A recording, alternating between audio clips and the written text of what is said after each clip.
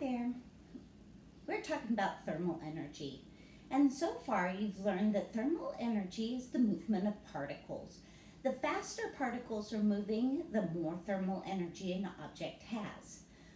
Something with a lot of mass, a big thing, will have a lot more thermal energy than a small thing like this cup of coffee, only because it's bigger. Okay?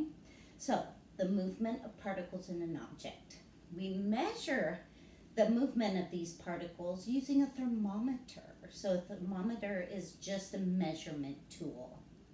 And we know that heat always moves from the hotter thing to the colder thing. Okay?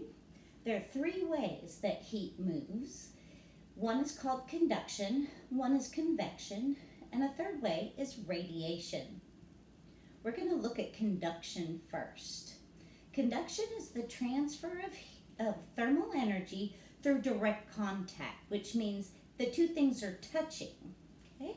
So here I have my pan and it's on the stove.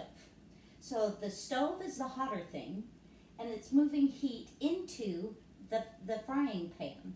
So it's going from there to the frying pan, and because they're touching, that's a method of conduction. If I were to take an egg out of my egg carton and put it into my frying pan,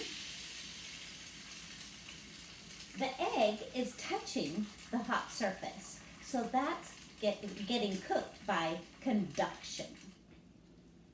Another example of conduction is a curling iron. For a curling iron to work, it gets hot. Then you put your hair on it, so that's in direct contact with the curling iron itself. The hair gets hot, and that's what makes it curly. Conduction. Another example of conduction in my kitchen here is my coffee pot. Okay? At the bottom here is a burner.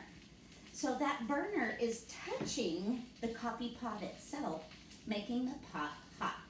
That's conduction because the two surfaces are touching.